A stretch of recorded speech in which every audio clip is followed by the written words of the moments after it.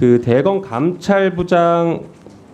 감찰부에서 법무부 직접 감찰을 회피하기 위한 논거로 대검 감찰부의 감찰이 중요하다라고 했던 검찰이 이제는 대검 감찰부도 믿을 수 없는 것처럼 행세하면서 인권부장에게 가거나 중앙지검에 수사를 맡기는 방식을 취하고 있습니다.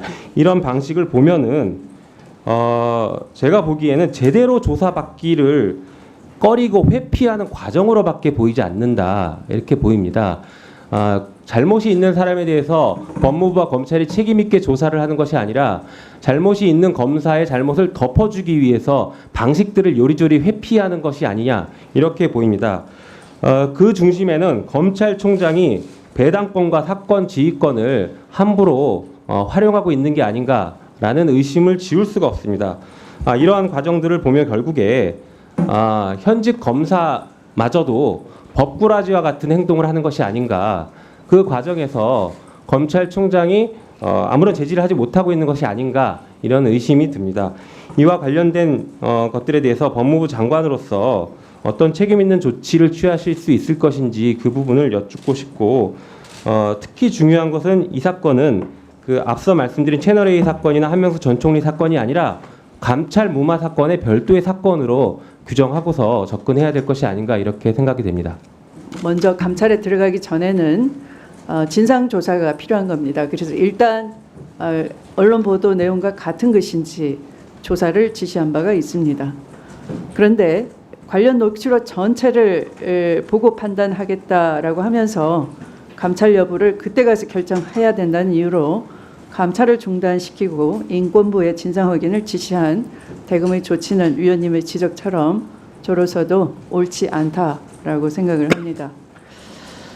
이 감찰이라는 것은 제도가 출범할 때 검찰은 다 검사 각자가 단독제 행정관청이고 단독제 행정관청에 대한 그것을 직무승계 이전권을 통해서 검찰총장이 좀 통일을 기하도록 그렇게 하고 있는 검찰청법이 있는 것이죠.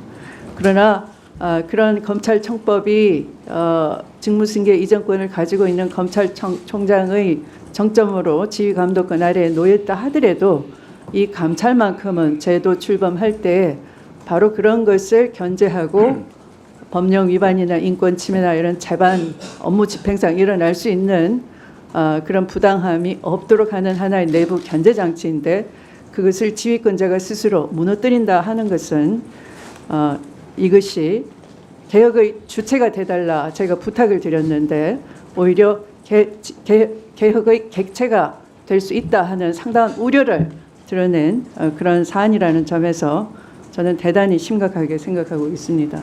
마찬가지로 지금 예로 드신 다른 사건에 있어서도 저는 똑같이 그것을 감찰 사안인 것이지 그것이 마치 인권 문제인 것처럼 문제를 변질시켜서 그 인권감독관실로 이첩한 대검의 조치는 바람직하지 않다.